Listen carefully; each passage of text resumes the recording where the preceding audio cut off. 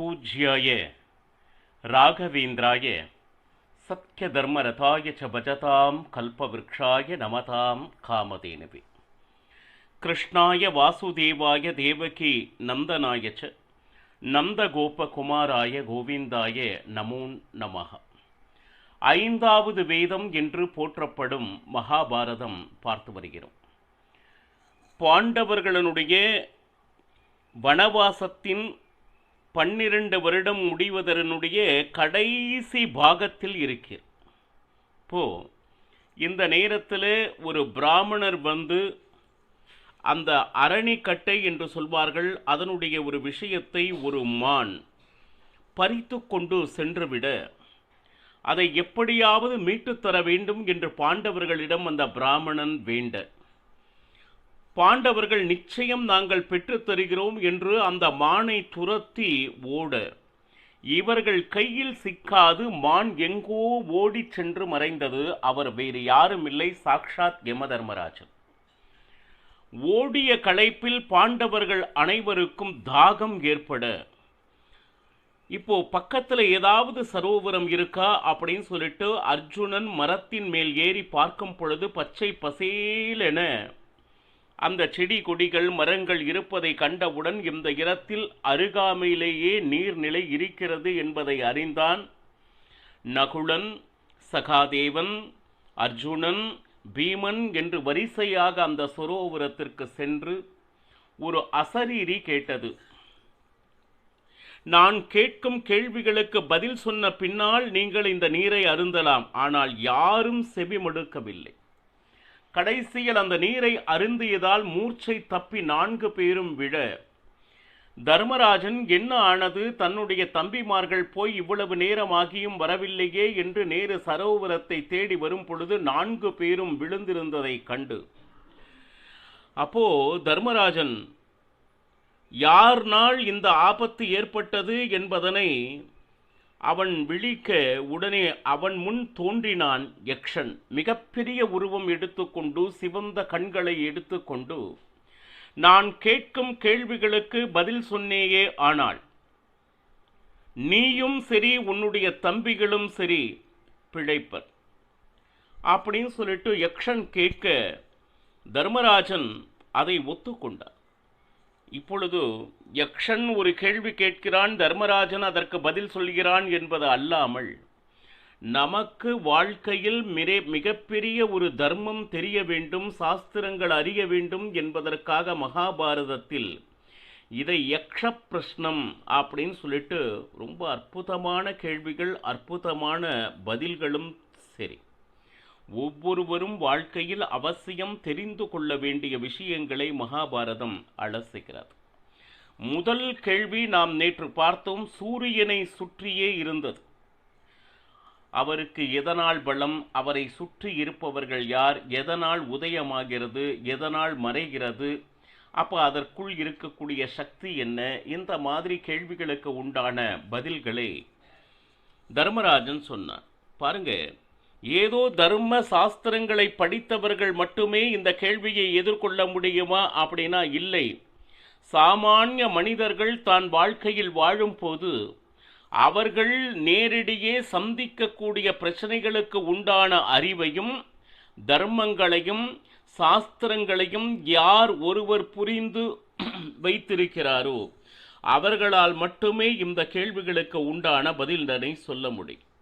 இப்போ இரண்டாவது கேள்வியாக, இந்த மானிட பிறவியில் பிறந்த ஒருவனை நல்லவன் அப்படின்னு சொல்லிட்டு எப்பொழுது அழைக்கப்படுகிறான்?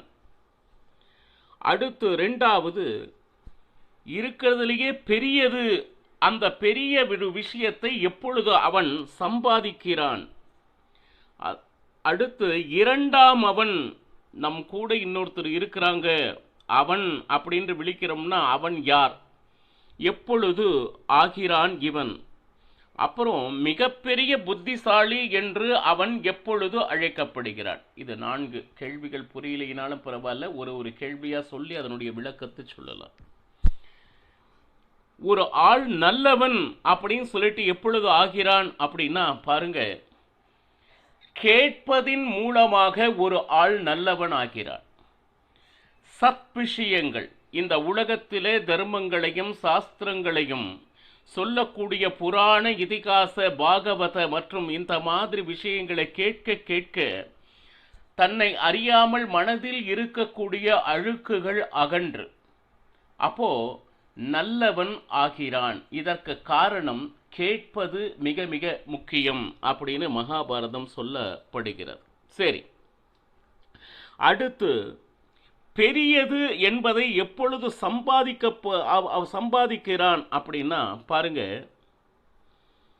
மகத் மகாபலம் அப்படிங்கிற ஒரு விஷயம் ஒருவன் சம்பாதிக்க வேண்டுமானால் அவனிடம் தபசக்தி இருக்க வேண்டும். தபத்தினால்தான் மிகப்பெரியதை அவனால் சம்பாதிக்க முடியும். இப்போ சிறிய சிறிய வஸ்துக்கள் நமக்கு சந்தோஷத்தை கொடுப்பதாக இருந்தாலும் அவைகள் நிரந்தரமானவையா அப்படின்னு கேட்டா இல்லை. அப்போ அது எப்படி நமக்கு பெரியதாக இருக்கும்?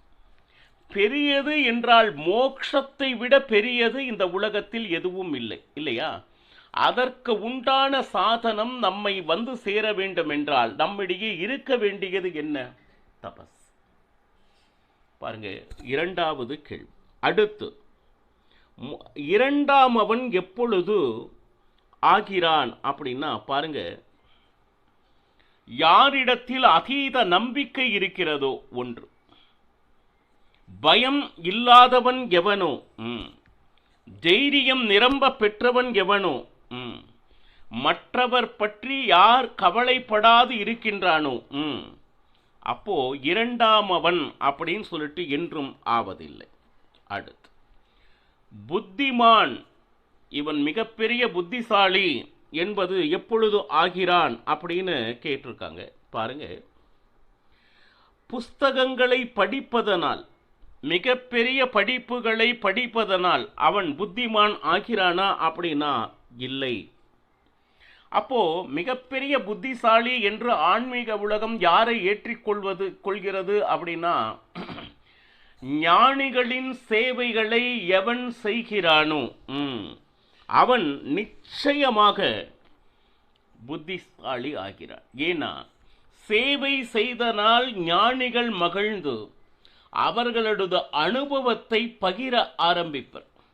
அவருடைய அனுபவத்தினால் தான் ஒரு மனிதன் புத்திசாலி ஆகிறானே தவிர வெறும் ஏட்டு படிப்பினால் அவன் புத்திசாலி ஆகிறானா அப்படின்னு கேட்டா இல்லை என்கிறது மகாபாரதம்.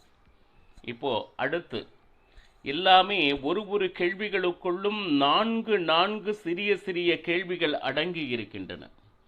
முதல்ல சூரியனை பற்றியும், இரண்டாவது ஒருவன் நல்லவன் புத்திமான் இதெல்லாம் எப்படி ஆகிறான் அப்படிங்கிற கேள்வியாக வந்தது. மூன்றாவதாக பிராமணர்களை பற்றி ஒரு கேள்வி கேட்கிறார். என்னது? இந்த உலகத்தில் எல்லாரும் மனிதர்கள் தானே, சரி, பிராமணர்கள் அப்படிங்கிறவரை மட்டும் ஏன் விசேஷமா உயர்வாக கருதுகிறார்கள்? ஒன்று. அது போக பாருங்க,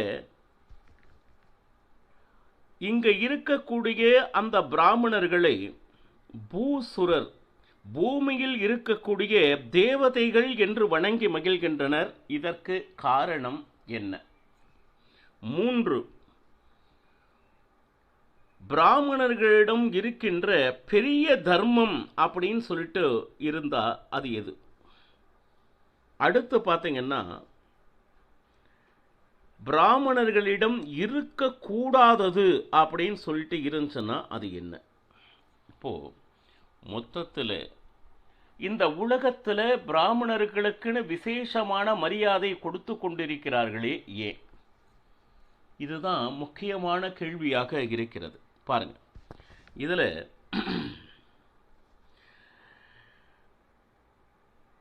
அத்யயனம் அப்படின்னு ஒன்று சொல்றாங்க.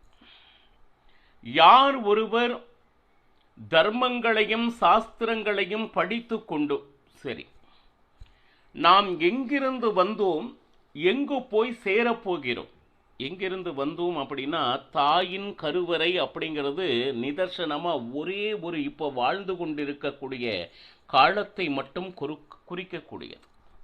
ஏனோ எத்தனையோ பிறவைகளை கடந்து பிறந்து இறந்து வளர்ந்து கொண்டிருக்கிறோம் இல்லையா? இறந்து மடிந்து இப்படி இல்லை.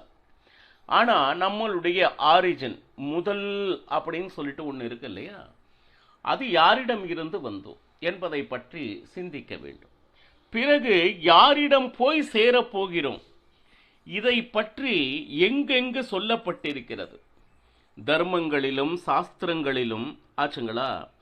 சதா சர்வ காலமும் அதை பற்றியே சிந்திச்சு பகவானினால் தான் இந்த உலகத்தில் நான் இந்த ஆத்மாவை உழவ விட்டு கொண்டிருக்கிறார்கள் என்கின்ற அறிவினை அறிந்து சதா சர்வ காலமும் இறைவனுடைய சிந்தனையோடு யார் ஒருவர் இருக்கிறாரோ அவன் பகவானுடைய சக்தியை பற்றி அவன் தெரிந்து கொண்டு தான் தெரிந்து கொள்ளது மட்டும் அல்லாமல் அதை பிறருக்கும் யார் உபதேசம் செய்து வருகிறார்களோ எது சத்தியம், இப்போ சத்தியமாக வாழ வேண்டும், சத்தியம் தர்மம் இதை வைத்து வாழ வேண்டும் அப்படின்னு சொல்றோம். முதல்ல எது சத்தியம் எது தர்மம் என்று தெரிய வேண்டும் இல்லையா? அதுக்கு இந்த சாஸ்திரங்களுடைய அத்தியனம் அப்படின்னா படித்து கொண்டே இருப்பது. முதல்ல படித்தா புரியுமான்னா படித்து கொண்டே இருப்பது. நாம் படிப்பதை நம்மை சார்ந்தவர்களுக்கு யார் ஒருவர் சொல்லிக் கொடுக்கிறார்களோ அவர்களை பிராமணர்கள் அப்படின்னு சொல்றாங்க. இந்த விஷயத்தை மற்றவர்களுக்கு சொல்லித் தருவதனால் இந்த உலகத்தில் இருப்பவர்கள் பிராமணர்களுக்கு ஒரு மரியாதையை கொடுத்து கொண்டு இருக்கிறார்கள்.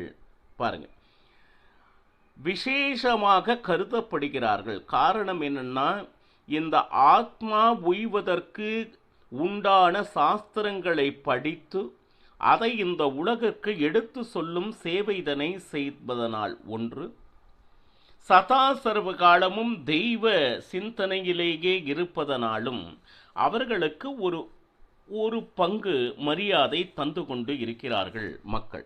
சரி, இப்போ அடுத்து இருப்பதிலே பெரிய தர்மம் எது அப்படின்னு சொல்லிட்டு விசேஷமான தபம். அந்த தபமே பெரிய தர்மம் என்று சொல்லப்படுகிறது. அதாவது தேகத்தை தண்டிப்பது அப்படின்னு ஒன்று இருக்கு. ஏதோ நம்ம மனிதனாக பிறந்தோம், சாப்பிட்டோம், உழைத்தோம், தூங்கினோம் அப்படின்னு போவது வாழ்க்கை அல்ல. அப்போ இந்த காரியம் செய்வதற்கு பிராணிகளாக பிறந்தாலே போதும், மனிதனாக பிறக்க வேண்டிய அவசியமே இல்லை. முதலில் மனதனுடைய நியந்திரணம், கட்டுப்பாடு நாம கொண்டு வர வேண்டும். மனம் எங்கெல்லாம் போகிறதோ அங்கெல்லாம் போவது அல்ல.